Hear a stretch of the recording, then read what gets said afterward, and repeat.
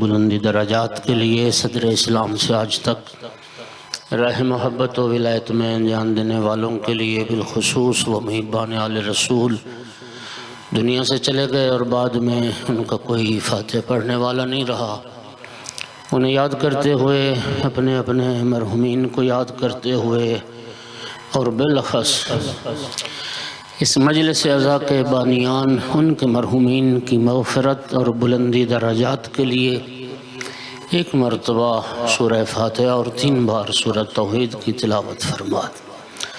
اعوذ باللہ من الشیطان الرجیم، بسم اللہ الرحمن الرحیم، الحمدللہ رب العالمین، الرحمن الرحیم، مالک یوم الدین، ایاک نعبد و ایاک نستعین، اہدنا الصراط المستقیم، صراط الذین انعمت علیہم غیر المغضوب علیہم ولا الضالین۔ بسم اللہ الرحمن الرحیم، قل هو اللہ احد اللہ الصمد لم یلد ولم یولد ولم یکن له کفوا احد۔ بسم اللہ الرحمن الرحیم، قل هو اللہ احد اللہ الصمد لم یلد ولم یولد ولم یکن له کفوا احد۔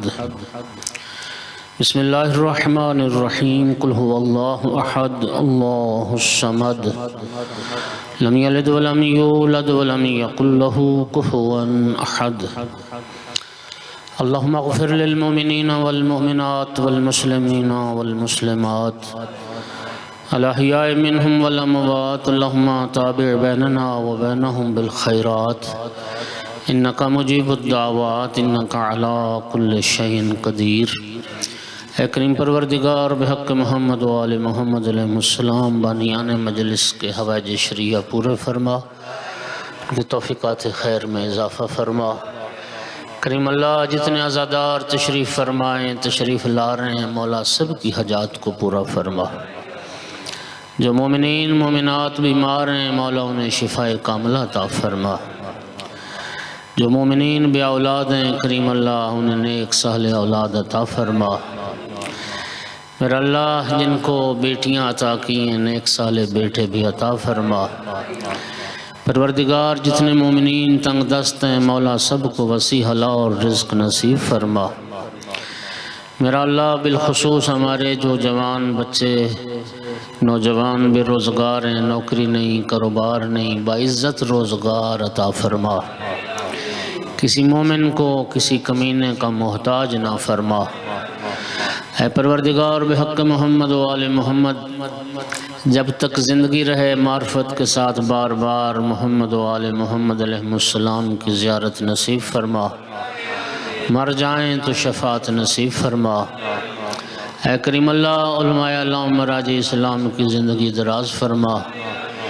رہبر معظم آیت اللہ العظمیٰ سید علی خامنائی، مولا انہیں صحت و سلامتی والی لمبی زندگی عطا فرما۔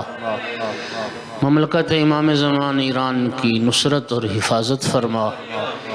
دشمنان رہبر اور دشمنان ایران، امریکہ، اسرائیل، ان کے حواری، سب کو قیامت کی ذلت و رسوائی سے پہلے اسی دنیا میں ناکام اور ذلیل و رسوا فرما۔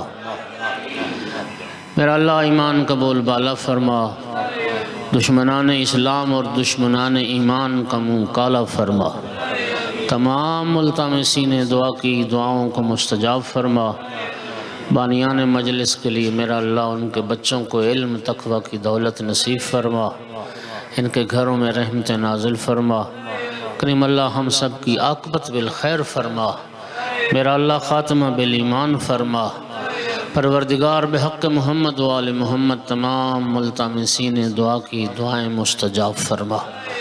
ربنا تقبل منا انك انت السميع العليم وتب علينا فانك انت التواب الرحيم بجاه محمد وآله الطاهرين۔ اللہم صلی علی محمد وآل محمد۔ صلوات سارے حضرات بلند آواز۔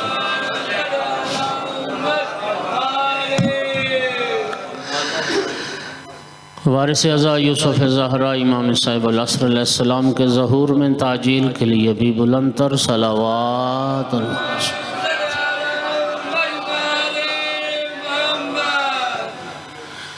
اعوذ باللہ من الشیطان اللعین الرجیم بسم اللہ الرحمن الرحیم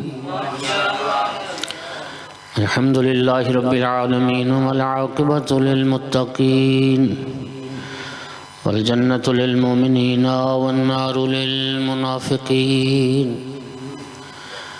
الحمدللہ الذی جعلنا من المتمسکین بولایت علی ابن ابی طالب واولاده المعصومین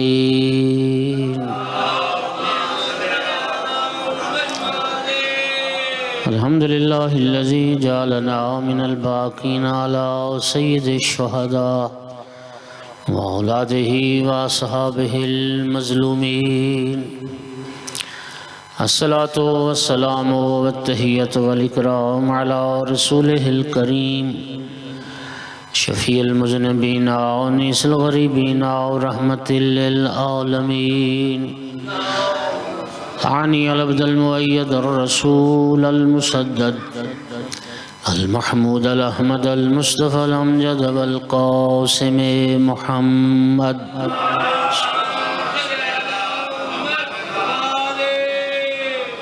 ثم الصلاة والسلام والتحية والإكرام على أهله الطيبين الطاهرين المعصومين المنتجبين المنتخبين المظلومين واللعنة الدائمة على أعدائهم ملعونين من يوم عداوتهم إلى قيام يوم الدين وبعد يوم الدين أما بعد فقال سبحانه وتعالى في كتابه المجيد بسم الله الرحمن الرحيم إن الدين عند الله الإسلام صلوات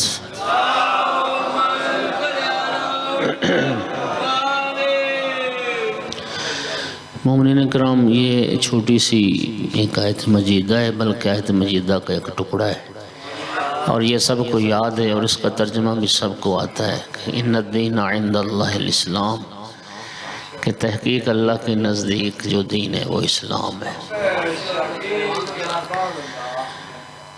خالق بشر نے اپنے بندوں کی دنیا اور آخرت کی صلاح و فلاح کے لیے ایک دین بنایا جسے اسلام کہتے ہیں۔ اللہ تعالیٰ چاہتا ہے کہ میرے بندے دین اسلام کے مطابق زندگی گزاریں تاکہ دنیا بھی کامیاب ہو جائے اور آخرت بھی کامیاب ہو جائے۔ قرآن مجید میں دوسرے مقام پر فرماتا ہے وَمَنْ يَبْتَغِ غَيْرَ الْإِسْلَامِ دِينًا فَلَنْ يُقْبَلَ مِنْهُ وَهُوَ فِي الْآخِرَةِ مِنَ الْخَاسِرِينَ۔ اللہ تعالیٰ فرما رہا ہے کہ اسلام کے علاوہ اگر کوئی بندہ کسی اور دین کو اختیار کرے گا تو وہ دین اس سے ہرگز قبول نہیں کیا جائے گا، اور وہ بندہ قیامت کے دن خسارے میں ہوگا، نقصان اٹھائے گا جو اسلام کے علاوہ کسی اور دین کو اختیار کرے گا۔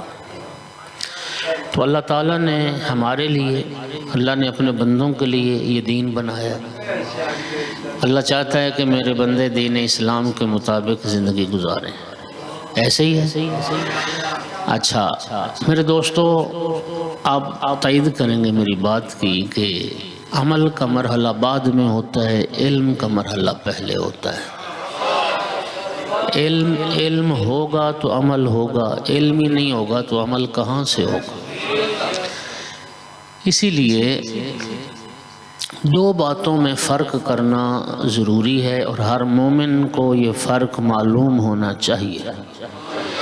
ایک ہوتا ہے دیندار ہونا، ایک ہوتا ہے دین شناس ہونا۔ دیندار ہونا اور بات ہے دین شناس ہونا۔ اور میں مثال کے ذریعے واضح کرتا ہوں، آج ایک غیر مسلم کو، ایک ہندو کو، ایک کافر کو آپ کلمہ پڑھا کے مسلمان کر لیتے ہیں۔ جب وہ کلمہ پڑھ لے گا تو اسلام میں داخل ہو جائے گا، اور ہمارے معاشرے میں نو مسلم کو دیندار کہتے ہیں کہ فلانا دیندار ہو گیا، ایسے ہی نہیں۔ اچھا میرا آپ سے سوال ہے، ایک ہندو جو آج کلمہ پڑھ کے دین اسلام میں داخل ہوا، کیا کلمہ پڑھ لینے سے وہ اصول دین، فروع دین اور اخلاقیات کا بھی عالم ہو گیا؟ نہیں۔ آپ کا جواب بالکل ٹھیک ہے، اس لیے کہ کلمہ صرف کفر اور شرک کی نجاست کو دور کرتا ہے، کلمہ جہالت کو دور نہیں کرتا۔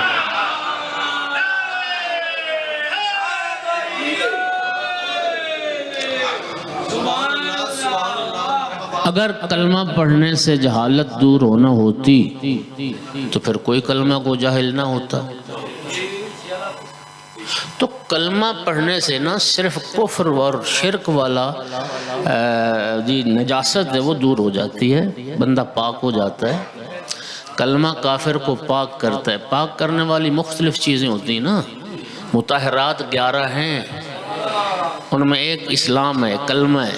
کلمہ کس کو پاک کرتا ہے؟ کافر کو، مشرک۔ ٹھیک ہوگی بات؟ اچھا، دنیا کے مختلف شعبہ حیات سے وابستہ احباب بیٹھے ہو، ایمان سے بتائیے دنیا کا کوئی علم و ہنر سیکھے بغیر آتا ہے؟ لوگ بغیر پڑھے بغیر سیکھے، کوئی ڈاکٹر بن سکتا ہے، کوئی انجینئر بن سکتا ہے، کوئی سکول ٹیچر بن سکتا ہے، بولو نا، نہیں نا؟ تو بھائی جب دنیا کا کوئی علم و ہنر سیکھے بغیر نہیں آتا تو دین بھی سیکھے بغیر نہیں آتا۔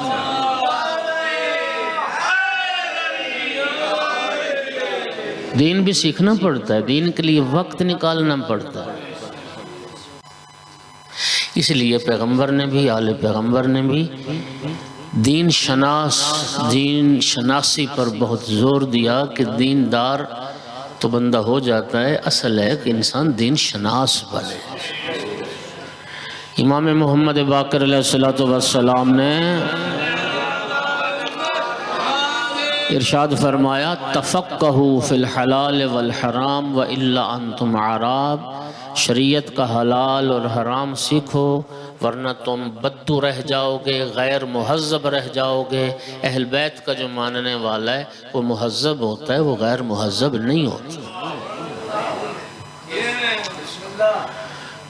کیا خوبصورت چھٹے امام کا یہ ارشاد ہے، ان اللہ یؤتی الدنیا من یحب و یبغض ولا یؤتی دینہ الا من یحب۔ امام فرماتے ہیں اللہ تعالیٰ دنیا اپنے دوستوں کو بھی دیتا ہے، دنیا اپنے دشمنوں کو بھی دیتا ہے، لیکن اللہ دین صرف اپنے دوستوں کو عطا کرتا ہے۔ دین صرف اپنے دوستوں کو عطا کرتا ہے۔ دین شناس بنو۔ امام جعفر صادق علیہ السلام نے ارشاد فرمایا، الکمال کل الکمال التفقہ فی الدین۔ یہ سنیں، یہ چھٹے امام کا، سارے جعفری بیٹھے ہو۔ امام فرماتے ہیں انسان کا سب سے بڑا جو کمال ہے وہ کیا ہے؟ ایم این اے بن جائے، ایم پی اے بن جائے، وزیر مشیر بن جائے، کوٹھی بنگلہ بنا لے، گاڑیاں خرید لے، فارچونر پہ چڑھ جائے، فیکٹری لگا لے، شادیاں زیادہ کر لے، سب سے بڑا کمال چھٹے امام کی نگاہ میں ایک انسان کا یہ ہے کہ وہ دین شناس ہو جائے۔ التفقہ فی الدین، اس کو حلال حرام کی تمیز ہو جائے اور شریعت کے حلال حرام کو جان لے، یہ امام فرماتے ہیں انسان کا کمال ہے۔ چھٹے امام فرماتے تھے کہ انی لوددت لو ان السیاط علی رؤوس اصحابی لیتفقہوا فی الدین۔ امام کا ارشاد ہے، میں پسند کرتا ہوں کہ میرے ماننے والوں کے سروں پر کوڑے مارے جائیں تاکہ وہ دین سیکھیں، دین سیکھیں۔ آپ ایک بات کرتا ہوں، آپ نے ناراض نہیں ہونا۔ ویسے تو ناراض ہونے والی باتوں پہ بھی آپ ناراض نہیں ہوتے، آپ کا حوصلہ و ظرف بہت وسیع ہے۔ جو کوئی ممبر پہ پڑے آپ نے نعرہ مارنا ہی مارنا، آپ نے تو تائید کرنی ہی کرنی۔ ہائے ہائے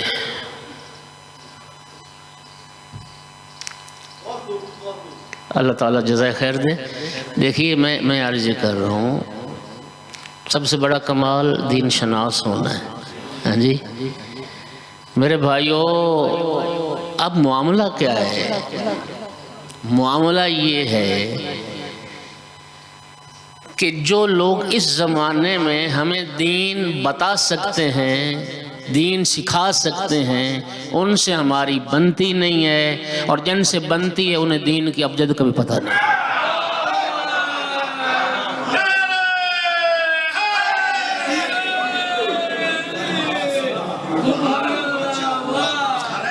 میری بات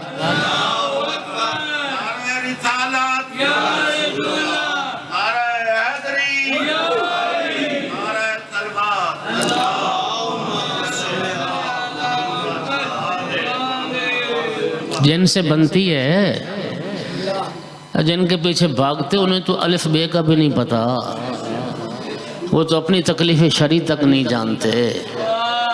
کون سکھائے گا دین؟ کون بتائے گا دین؟ کب سیکھو گے دین؟ مرنے کے بعد؟ میرے بھائیو، خدا را تھوڑے سے اب بیدار ہونے کی ضرورت ہے۔ اب ہم انٹرنیٹ کے زمانے میں جی رہے ہیں۔ ہاں جی اب تو کوئی عذر شرعی بھی ہمارا قابل قبول نہیں ہوگا۔ انسانی ادوار کی تقسیم کی گئی ہے نا، پتھر کے زمانے کا انسان، پتھر کے زمانے کے بعد کا انسان، یہ بھی ایک تقسیم تھی۔ اچھا، پھر ایک تقسیم ہوئی جب نبی کریم تشریف لائے، کل یوم بعثت تھا، سب کا سرکار جب مبعوث برسالت ہوئے تو پھر تقسیم کیا ہوئی؟ قبل از اسلام کا دور اور بعد از اسلام کا دور۔ اور ہم جس زمانے میں جی رہے، اس زمانے کو تقسیم کیا گیا ہے انٹرنیٹ سے پہلے کا زمانہ اور انٹرنیٹ کے بعد کا زمانہ۔ انٹرنیٹ کے ذریعے سے کائنات انسان کی مٹھی میں آ گئی ہے۔ نہیں سمجھ رہے بات؟ تو اب تو کوئی عذر بھی پیش نہیں ہوگا کہ ہمیں اس بات کا پتہ نہ چلا۔ دیکھیے قیامت کے دن، حدیث مبارک ہے کافی شریف کی، قیامت کا دن آئے گا نا، اللہ پاک فرمائے گا، ہاں بھئی میرا بندہ، تو نے یہ عمل کیوں نہیں کیا تھا؟ یہ تجھ پر واجب تھا، یہ واجب انجام کیوں نہیں دیا؟ یہ چیز حرام تھی، اس سے کیوں نہیں بچا؟ کہے گا میرا اللہ مجھے پتہ ہی نہیں تھا، مجھے تو علم نہیں تھا۔ اللہ تعالیٰ فرمائے گا کہ علم حاصل کرنا کس کی ذمہ داری تھی؟ وہ بھی تو تیری ذمہ داری تھی۔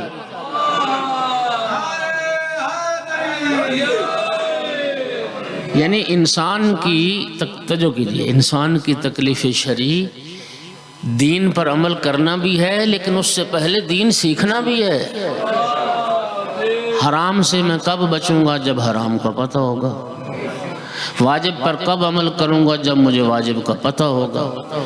تو حلال و حرام، واجبات اور فرائض کا علم حاصل کرنا یہ بھی ہماری ذمہ داری ہے۔ مجھے ایمان سے بتائیں، رسول اللہ کے تشریف لانے کا مقصد کیا ہے؟ نبی پاک جو مبعوث برسالت ہوئے، وقت فلسفہ کیا تھا؟ انما بعثت معلما وانما بعثت لاتمم مکارم الاخلاق۔ نبی کریم نے اپنی دو احادیث مبارکہ میں اپنی بعثت کی غرض کو بیان کیا کہ مجھے کیوں رسول بنا کے بھیجا گیا۔ رسول اللہ فرماتے ہیں میں دو کاموں کے لیے رسول بن کے آیا ہوں۔ انما بعثت لاتمم مکارم الاخلاق، ایک تو بد اخلاق لوگوں کو با اخلاق بنانے آیا ہوں، اور دوسرا انما بعثت معلما، مجھے معلم بنا کے بھیجا گیا، میں جاہلوں کو تعلیم دینے آیا۔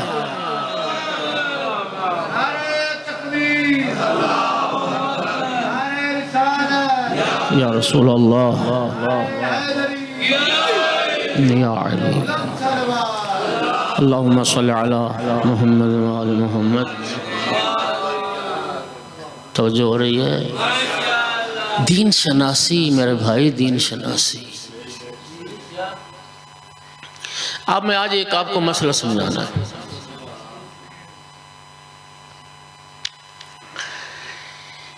اسلام کہتا ہے کہ اگر ہدف اور مقصد تمہارا نیک ہو، مقصد اچھا ہو، تو مقصد تک پہنچنے کا جو ذریعہ ہے وہ بھی نیک اور پاکیزہ اور اچھا ہو۔ میں مثال سے سمجھاتا ہوں۔ مجھے یہ بتائیے، ایک بندے کا مقصد ہے یتیم کی مدد کرنا، بیوہ کی مدد کرنا، غریب کی مدد کرنا، لیکن وہ مدد کرتا ہے ڈاکے مار کے، ڈاکہ مارتا ہے، کسی کا چوری کرتا ہے، کسی کو لوٹتا ہے، پھر ایک مسلمان کو لوٹ کے پھر ایک غریب مسلمان کو دے دیتا ہے۔ اب میرا آپ سے سوال ہے کہ وہ ٹھیک کرتا ہے یا غلط کرتا ہے؟ کمال ہے یار، یتیم کی مدد کر رہا ہے غلط ہے، بیوہ کی مدد کر رہا ہے غلط ہے، کسی بیمار مسکین کو دے رہا ہے غلط ہے، غلط ہے۔ آپ کیوں غلط کہہ رہے ہیں؟ حالانکہ فقیر مسکین بیوہ کی مدد، یتیم کی مدد غلط نہیں ہے، لیکن اس مدد کے لیے جو طریقہ اختیار کیا وہ غلط ہے۔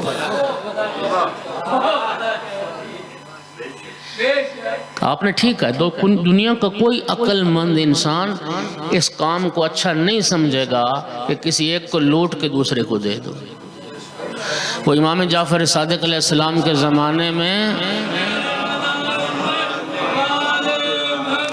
وہ ایک شخص کے بڑے چرچے ہوئے کہ بڑا نیک دل انسان اور رحم دل انسان اور غریبوں کی مدد کرنے والا، تو بڑی اس کی شہرت ہوئی۔ امام علیہ السلام نے فرمایا اچھا میں اس کو دیکھوں گا۔ ایک دن بازار میں امام کی نگاہ اس پر پڑ گئی اور امام نے اس کی حرکتیں نوٹ کی۔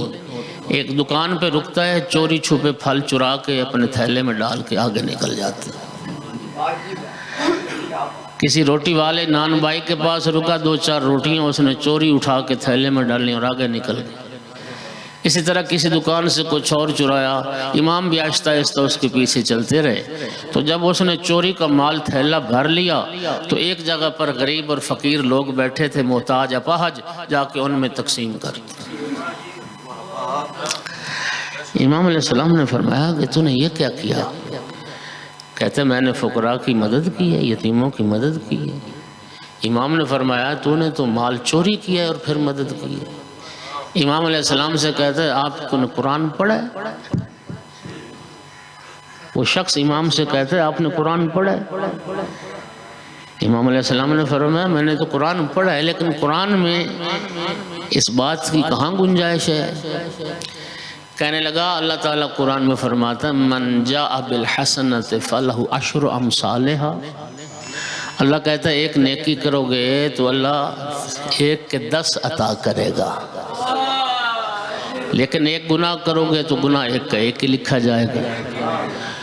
میں نے ایک چوری کی، 1 گناہ لکھا گیا، اور وہ چوری کر کے مسکین کو کھلا دیا، 10 نیکیاں لکھی گئیں۔ 1 گناہ کے بدلے 1 نیکی چلی گئی، 9 نیکیاں پھر بھی حاصل ہو گئیں۔ یہ لطیفہ نہیں سنا رہا، یہ ایک روایت ہے۔ اس کا حساب کتاب سمجھ میں آیا؟ کہتا ہے میں اگر چوری کر کے بھی دیتا تو فقیر کو، تو 1 نیکی میری جو ہے وہ 1 گناہ کے بدلے میں چلی گئی، منہا ہو گئی، اور پیچھے 9 نیکیاں تو پھر بھی بچ گئیں۔ امام نے فرمایا تو نے قرآن میں یہ نہیں پڑھا کہ انما یتقبل اللہ من المتقین، اللہ متقی کا عمل قبول کرتا ہے، چوری کرنے والا متقی نہیں ہوتا۔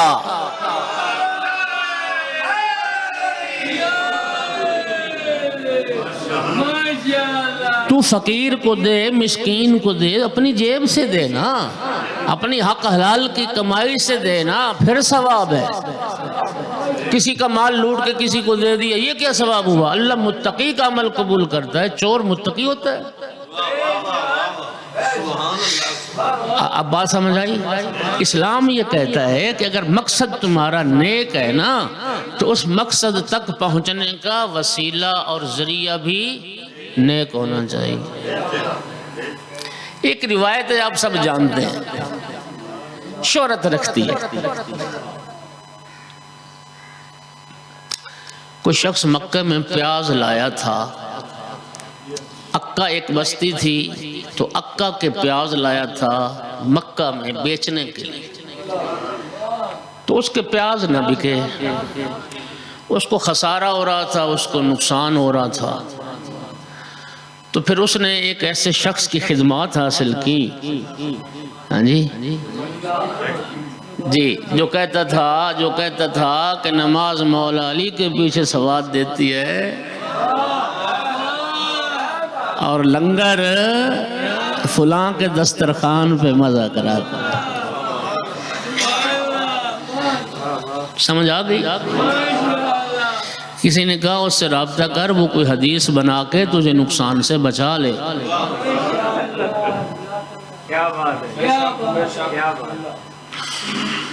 اچھا، وہ جو بھی معاملہ آپس میں ان کا طے ہوا، کمیشن کتنا طے ہوا مجھے کیا پتا، لیکن اس نے اس کی مدد کی اور اس نے کھڑے ہو کے ایک حدیث گھڑ لی کہ رسول اللہ نے فرمایا تھا ایھا الناس من اکل بصل اک فی مکہ وجبت لہ الجنہ۔ رسول اللہ سے ایک حدیث منسوب کر گئی کہ پیغمبر نے فرمایا تھا جو اکا کے پیاز مکہ میں کھائے گا اس پہ جنت واجب ہو جائے گا۔ بھائی حدیث سننا تھا، اگر وصل کھا دیں جنت لب جائے، ہاں جی، ایڈا سستا سودا۔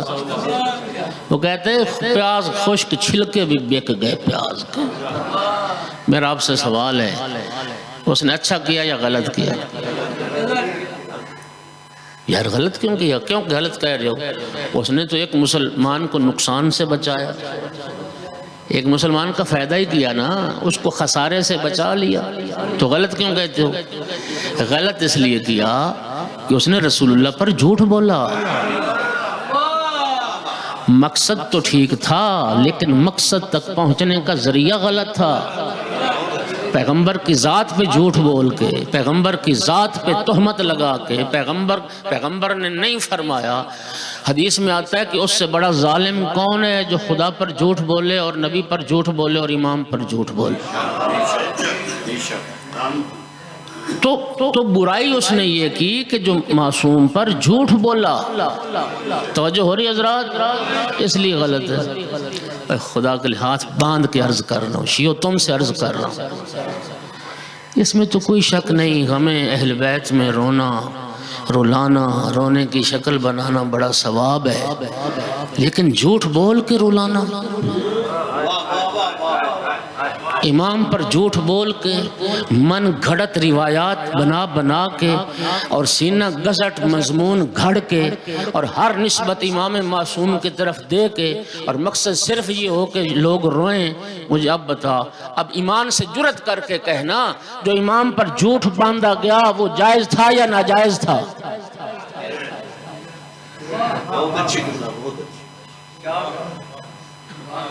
من گھڑت قصے اور من گھڑت کہانیاں، نہ کسی مقتل میں وہ روایت، نہ کسی تاریخ میں وہ روایت، نہ کسی کتاب میں اس کا حوالہ، رات کو بیٹھ کے جھوٹ گھڑ لینا، صبح بیان کر لینا جی بڑا گریا ہوا جی، ہاں جی ٹنگ دیتی مجلس، سبحان اللہ۔ وہ ائمہ پہ جھوٹ بول رہے، قیامت کے دن جواب دہ ہونا ہوگا۔ یہ کوئی نیکی نہیں ہے جھوٹ بول کے آل محمد پر، جھوٹ بول کے لوگوں سے داد لینا یا لوگوں کو رلانا۔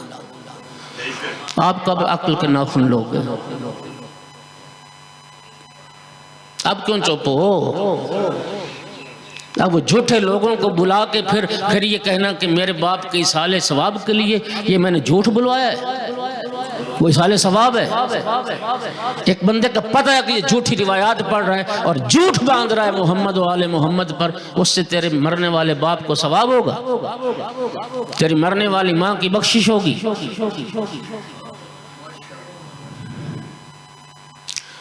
پیغام تھا میں نے دے دیا، اللہ ہمیں عمل کی توفیق دے۔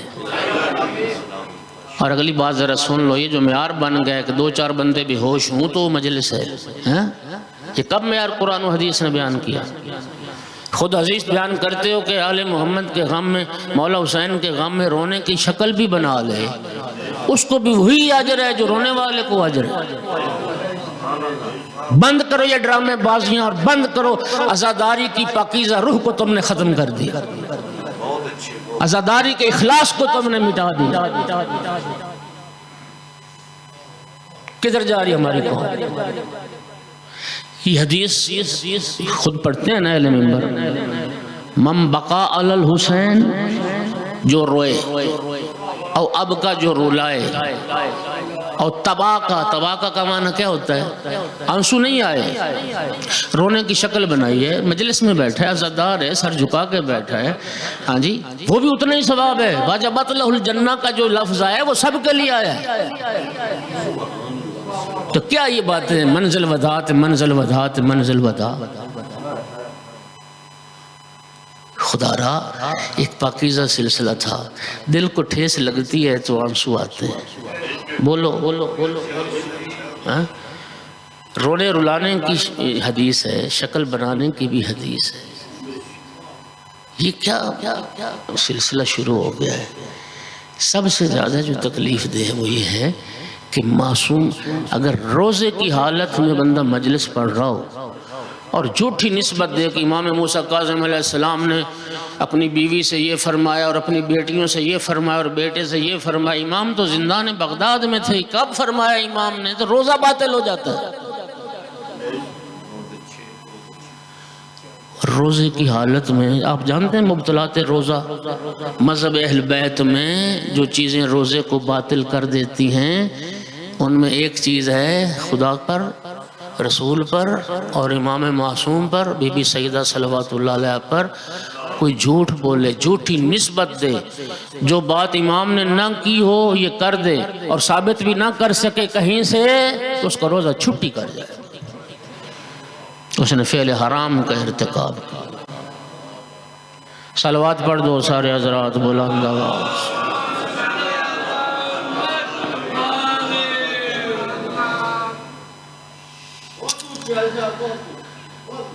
میرے محترم بھائیو، دین اللہ نے بنایا، اللہ چاہتا ہے میرے بندے دین کے مطابق زندگی گزار، تو اس لیے پیغمبر نے بھی، آل پیغمبر نے بھی فرمایا کہ دین شناس بنو۔ دین کا علم ہوگا تو عمل ہوگا، علم ہی نہیں ہوگا تو عمل کیسے ہوگا؟ اس لیے نبی کریم فرماتے ہیں اُفٍ لکل مسلم، افسوس ہے ہر اس مسلمان پر جو ہفتے میں کم از کم ایک دن دین کے لیے، دین سیکھنے کے لیے وقت نہیں نکالتا۔ اللہ کو گواہ بنا کے کہہ رہا ہوں، جتنی مجلسیں قوم شیعہ منعقد کرتی ہے نا، کوئی مسلمان فرقہ اتنے دینی پروگرام منعقد نہیں کرتا، بلکہ میں تو کہا کرتا ہوں کہ قوم شیعہ کا بچہ ماں کے شکم میں ہوتا ہے جب سے مظلوم کی مجلسوں میں آنا شروع کرتا ہے۔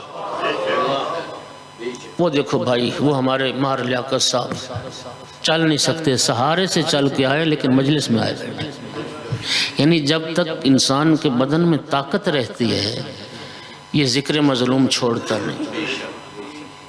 ہاں جی، اتنی مجلسیں سننے کے بعد نہ بندے کا عقیدہ ٹھیک ہوا، نہ اس کو واجبات کا علم ہوا، نہ اخلاقیات درست ہوئی، تو ہماری مجلسیں کیا دے رہی ہیں؟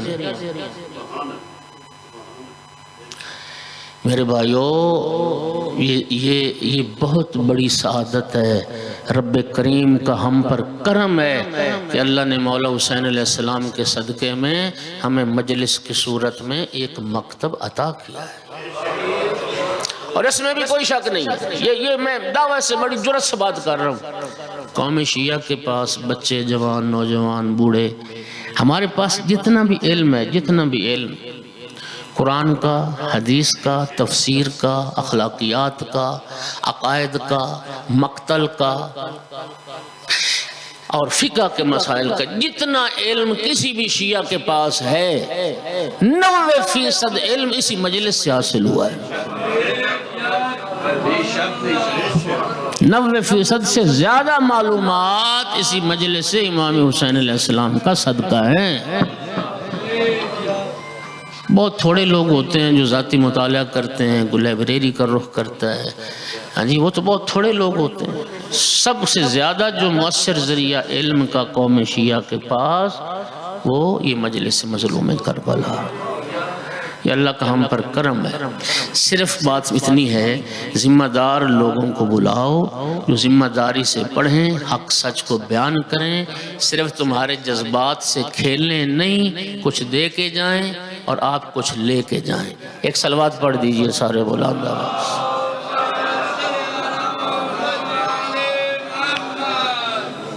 نبی کریم صلی اللہ علیہ وآلہ وسلم نے صفر سے دین کا کام شروع کیا. مکہ میں صفر سے 23 سال لگے رسول اللہ کو اور دین اسلام کو نقطہ معراج تک پہنچا دیا. صفر سے لے کر دین اسلام کو معراج تک پہنچانے میں، پھر معراج سے لے کر قیامت تک کے لیے دین کو محفوظ بنانے میں جہاں بہت ساری ہستیوں کا کردار ہے، وہاں پر اہم ترین کردار 6 شخصیات کا، جنہوں نے اللہ کے دین کی مدد کی، رسول اللہ کی نصرت فرمائی. میں آغاز اسلام کی بات کر رہا ہوں، ورنہ تو اللہ کے دین کے ناصر ہر زمانے میں رہے اور ہر زمانے میں رہیں گے. امام محمد باقر علیہ السلام نے محمد ابن مسلم سقفی کو ایک دعا تعلیم فرمائی، اور وہ دعا ماہ رمضان کی دعاؤں میں مفاتی میں موجود ہے، اور وہ دعا ہر مومن کی ہونی چاہیے. امام نے محمد ابن مسلم سقفی کو یہ دعا تعلیم فرمائی، اے محمد تم دعا کیا کرو. وہ دعا سنیں کیا ہے؟ اللہم اجعلنی ممن تنتصر بہ لدینک، میرا اللہ مجھے ان لوگوں میں سے بنا جو تیرے دین کے مددگار. میرا اللہ مجھے اپنے دین کے ناصروں میں سے قرار دے. ولا تستبدل بغیری، میرا اللہ مجھے نصرت دین سے محروم کر کے کسی اور شخص کو نصرت دین کے لیے میری جگہ پر منتخب نہ کرنا. یعنی میرا اللہ مجھے نصرت دین کے اس شرف سے محروم نہ کرنا. تو اس لیے عرض کیا کہ اللہ کے دین کے مددگار ہر زمانے میں رہے اور ہر زمانے میں رہیں گے، لیکن آغاز اسلام میں 6 ہستیوں کا کردار بڑا اہم ہے جنہوں نے اللہ کے دین کی نصرت فرمائی. ان 6 ہستیوں میں 3 مرد ہیں اور 3 مستورات. ایک مرد اور مستور نے مکہ میں اللہ کے دین کی نصرت فرمائی، ایک مرد اور مستور نے مدینہ میں اللہ کے دین کی نصرت فرمائی، اور ایک مرد اور مستور نے کربلا میں اللہ کے دین کی نصرت فرمائی. جس مرد نے مکہ میں اللہ کے دین کی نصرت فرمائی، محسن اسلام محسن رسالت ابو الائمہ حضرت عمران ابو طالب علیہ السلام. یہ پرسوں جو 26 رجب کا دن گزرا، یہ حضرت ابو طالب علیہ السلام کے وصال کا دن ہے. یہ نبی پاک کے اس پیارے چچا کی رحلت کا دن ہے. سامعین گرامی، حضرت ابو طالب علیہ السلام کی جب رحلت ہوئی تھی نا، تو رسول اللہ صلی اللہ علیہ وآلہ وسلم اپنے چچا کے جنازے پر آئے، اور اپنے دونوں دست مبارک پیغمبر نے اپنے چچا کی پیشانی اور چہرے پر پھیرے، اور پیغمبر کی آنکھوں میں آنسو تھے. یہ رسول کا نوحہ تھا ابو طالب کے جنازے پر. یا اماں قد ربیتنی صغیراً وکفلتنی یتیماً ونصرتنی کبیرا، اے چچا جان میں بچہ تھا آپ نے مجھے پالا، میں یتیم تھا آپ نے میری پرورش کی، اور میں جب جوان ہوا تو آپ نے میری نصرت اور مدد فرمائی. اے چچا اللہ آپ کو جزائے خیر عطا فرمائے. توجہ فرما رہے ہو؟ ابن ابی الحدید معتزلی یہ عالم اہل سنت ہے، نہج البلاغہ کی 20 جلدوں میں شرح لکھی. ابن ابی الحدید معتزلی شرح نہج البلاغہ میں لکھتا ہے لولا ابو طالب وابنہ لما قام الاسلام ولا استقام. اگر ابو طالب علیہ السلام اور ان کا بیٹا علی علیہ السلام نہ ہوتے، اگر یہ 2 باپ بیٹے نہ ہوتے، نہ اسلام اپنے پاؤں پر کھڑا ہو سکتا تھا، نہ اسلام کھڑا رہ سکتا تھا.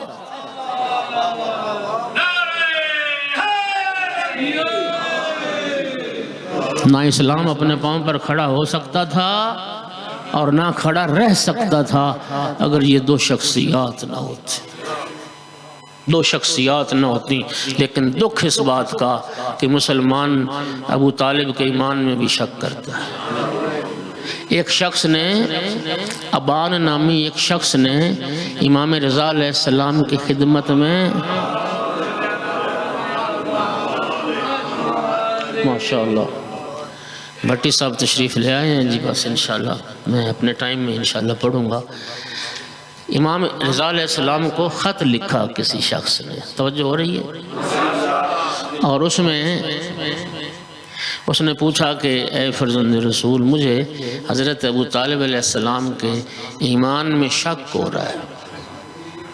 امام علیہ السلام نے اس کو خط کا جواب دیا، تاریخ نے وہ خط محفوظ کیا۔ مولا رضا علیہ السلام نے لکھا لَإِن شَقَقْتَ فِي ایمان ابی طالب فَمَصِيرُكَ إِلَى النَّارِ، اگر میرے جد ابو طالب کے ایمان میں شک کرے گا نا، اپنا ٹھکانہ جہنم میں بنائے گا۔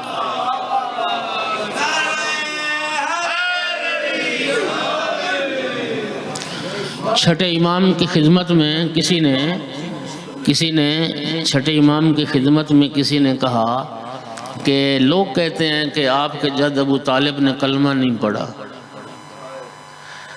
اچھا، علامہ علی نقی کی ایک صلوات پڑھیں، ثواب ان کی روح کو پہنچے۔ انہوں نے ایک بڑی خوبصورت بات کی۔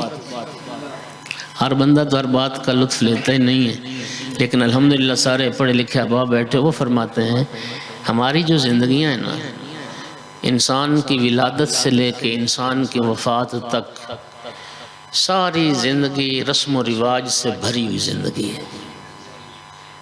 آپ ذہن ذرا ایک وہ کہتے ہیں نا طائرانہ نگاہ ڈالیں ذرا، بچہ پیدا ہوا کتنی رسمیں شروع ہوتی ہیں، ہاں جی،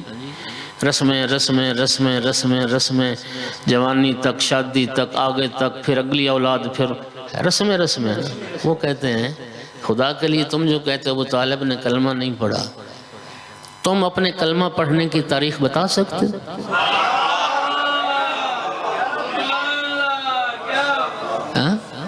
او بھائی، ہر بندہ کلمہ پڑھ کے مسلمان تھوڑی ہوتا ہے، بولو نا، کلمہ کس کو پڑھایا جاتا ہے؟ آپ بتائیں، آپ کو یاد ہے آپ نے کب کلمہ پڑھا؟ ممکن ہے تیری تاریخ ولادت کا پتہ ہو، تیری شادی کی تاریخ کا پتہ ہو، تیری سارا کچھ پتہ ہو، لیکن کلمہ پڑھنے والی کوئی رسم مسلمانوں کے گھر میں کیوں نہیں ہوتی؟ بھائی جو پیدا ہی مسلمان کے گھر میں ہوا، اس کو کلمہ پڑھانے کی بات کا کیا مطلب؟ اور یقین کرنا، ایک اہل سنت عالم نے کہا ہے، سنیے کیا خوبصورت اس نے بات کی، کہتے ہیں میں حیران ہوں کہ ایمان ابو طالب میں بات کرتے ہیں، حضرت ابو طالب علیہ السلام حضرت ابراہیم کے اوصیاء میں سے اسی طرح آخری وصی تھے جیسے امام مہدی محمد مصطفیٰ کے آخری وصی۔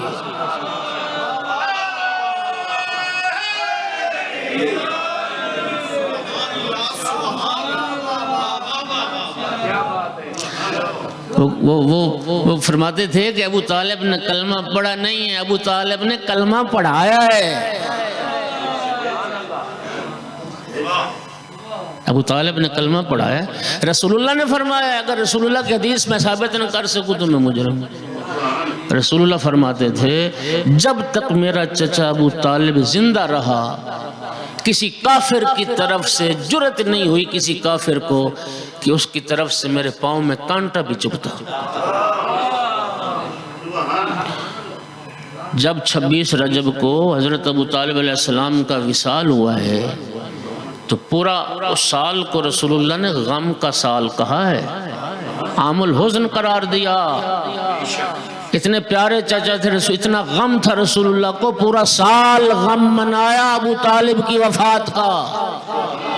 دنیا ہم سے کہتی کہ امام حسین علیہ السلام کا عشرہ کیوں مناتے ہیں؟ رسول اللہ سے پوچھو، پورا سال غم منایا، پورا سال غم منایا۔ اور رسول اللہ، توجہ چاہوں گا میرے دوست،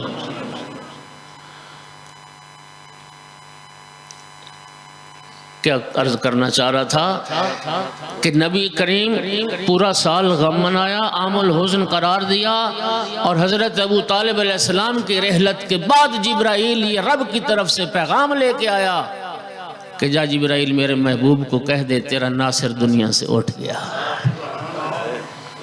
اب مکہ میں تیرا مددگار نہ رہا، اب مکہ تمہارے لیے امن کی جا نہیں ہے، ہجرت کر جائے۔ سرکار کی رحلت کے بعد رسول اللہ نے ہجرت کی۔ ذرا اس بات پہ غور کرو، یہ صرف ایک آسان جملہ نہیں ہے۔ وہ بھائی صحابہ موجود، توجہ چاہ رہا ہوں، جب تک ابو طالب موجود پیغمبر محفوظ، ابو طالب کا سایہ کیا اٹھا، صحابہ موجود پیغمبر غیر محفوظ، علی موجود پیغمبر غیر محفوظ، ہاشمی موجود پیغمبر غیر محفوظ۔ کیا مضبوط حصار تھا رسول اللہ کی حفاظت کا حضرت ابو طالب علیہ السلام۔ تو چھٹے امام کی خدمت میں جب کسی نے کہا نا امام ابو طالب پہ بات کی تو امام نے فرمایا کاذب اعداء اللہ، یہ لفظ ہے امام کے، دشمنان خدا جھوٹ بولتے ہیں۔ جو حضرت ابو طالب کی ایمان میں شک کرتے ہیں دشمنان خدا جھوٹ بولتے ہیں۔ لو وضع ایمان ابی طالب فی کفۃ میزان، اگر ایک ترازو کے پلڑے میں صرف ابو طالب کا ایمان رکھ دیا جائے اور دوسرے پلڑے میں ساری مخلوقات کا ایمان رکھ دیا جائے، ابو طالب کا ایمان کا پلڑا جھک جائے گا۔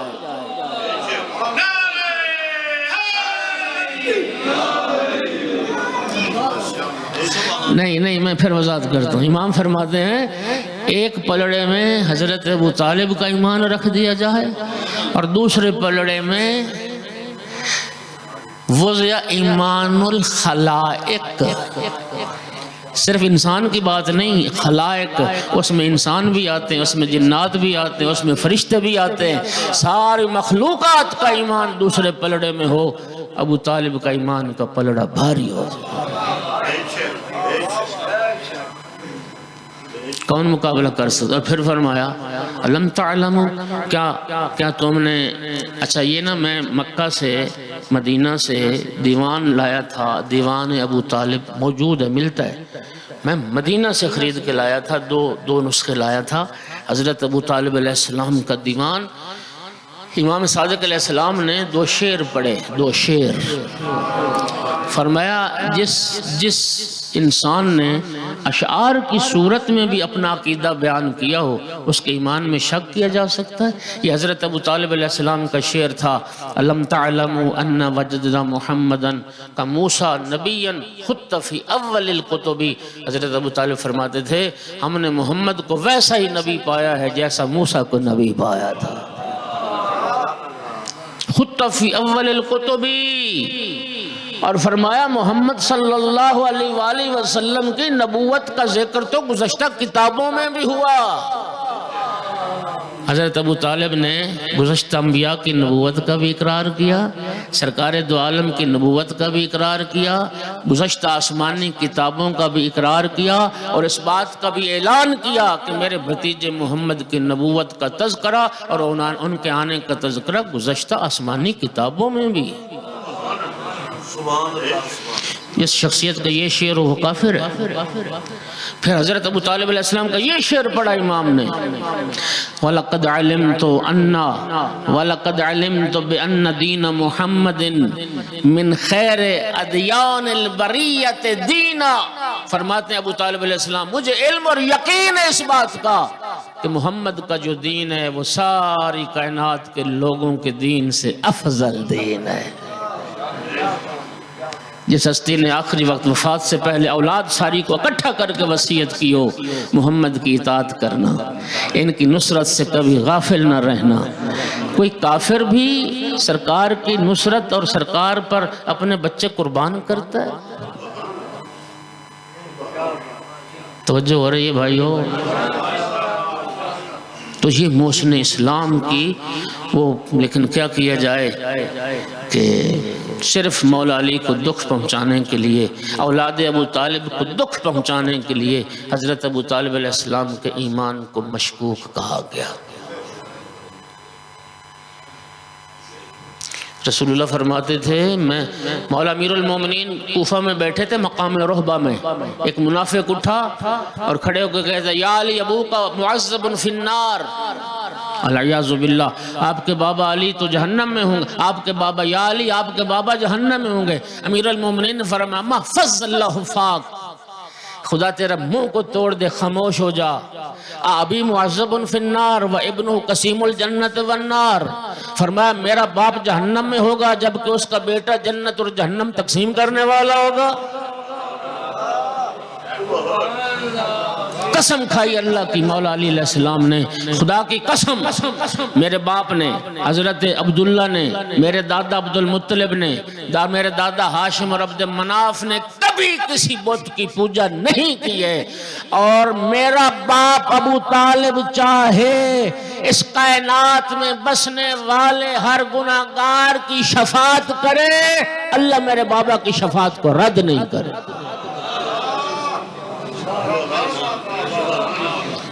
اللہ میرے بابا کی شفاعت کو، رسول اللہ فرماتے ہیں شب معراج، یہ جو 27 ہے نا، یہ باقی عالم اسلام شب معراج مناتا ہے، تشیع کے نزدیک عید بعثت پیغمبر ہے، یوم مبعث ہے۔ رسول اللہ کی حدیث ہے، میں ذمہ داری سے پڑھ رہا ہوں، سرکار فرماتے ہیں شب معراج جب میں گیا نا عرش پر، 4 نور دیکھا، میرا اللہ یہ نور کس کے؟ فرمایا ایک تیرے والد حضرت عبداللہ علیہ السلام کا نور ہے، ایک تیرے چچا ابو طالب علیہ السلام کا نور ہے، ایک تیرے دادا عبدالمطلب علیہ السلام کا نور ہے، اور ایک تیرے بھائی طالب کا نور ہے علیہ السلام۔ تو نبی کریم نے پوچھا میرا اللہ تو یہ ان ہستیوں کو یہ مقام کیسے ملا؟ فرمایا صبر کرنا اور ایمان کو چھپا کر نصرت تیری کرنا، اس وجہ سے رب نے یہ مقام دیا۔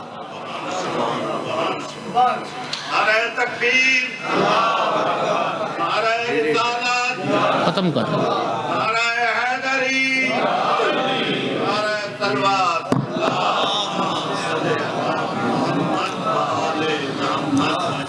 اللہ کے دین کی نصرت کے لیے اور نانا کی شریعت کی حفاظت کے لیے بہن بھائی نے اکٹھا سفر شروع کیا تھا۔ وہ سفر بہن بھائی کا جو آج 28 رجب 60 ہجری مدینہ سے شروع ہوا، وطن بہت پیارا ہوتا، حب الوطن من الایمان، رسول اللہ فرماتے ہیں وطن کی محبت ایمان ہے۔ جو بہن بھائی کا سفر اکٹھا شروع ہوا نا مدینہ سے 28 رجب کو،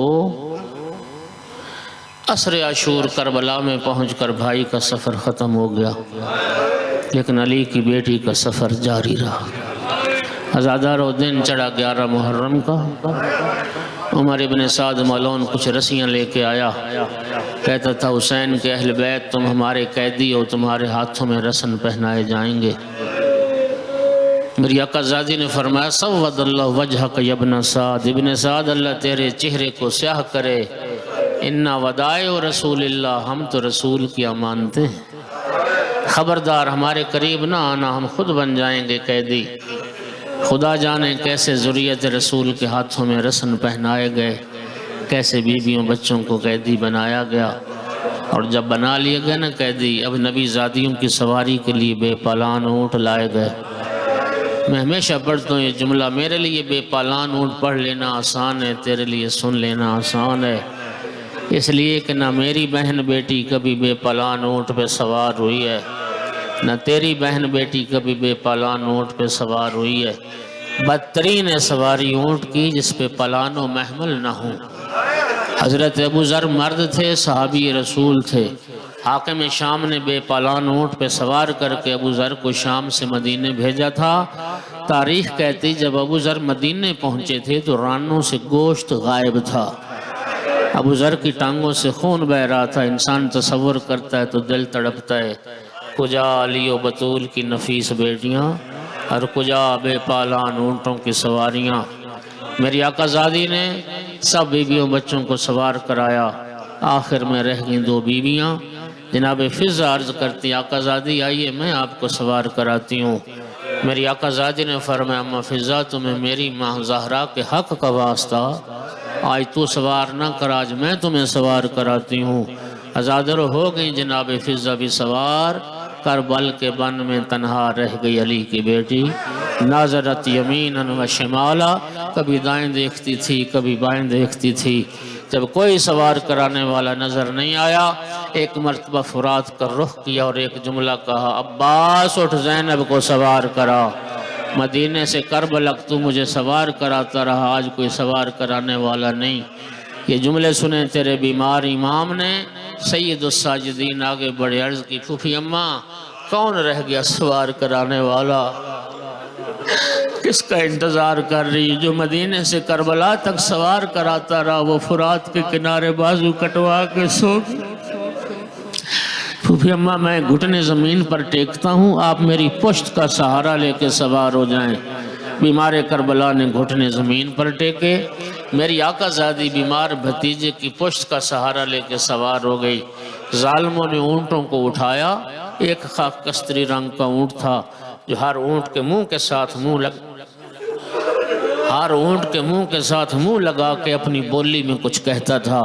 جب یہ اونٹ بولتا تھا نا تو باقی اونٹ روتے تھے، باقی جانور گریہ کرتے تھے۔ میری آقا زادی نے جب یہ منظر دیکھا، سید سجاد سے پوچھا، بیٹا تو امام وقت ہے، جانوروں کی زبان جانتا ہے، بیٹا مجھے بتا تو صحیح، یا اونٹ آپس میں کیا باتیں کر رہے ہیں اور یہ اونٹ رو کیوں رہے ہیں؟ اس وقت سید سجاد نے عرض کی، پھوپھی اماں یہ جانور ایک دوسرے کو وصیت کر رہے ہیں، آرام سے چلنا، احتیاط سے چلنا، تمہاری پشت پر عام قیدی نہیں، یہ علی و بطول کی بیٹیاں، یہ محمد کی نواسیاں، انہیں نہیں پہچانا تو نانا کی امت نے نہیں پہچانا، آرام سے چلنا، علی کی بیٹیوں کو تکلیف نہ ہونے پائے۔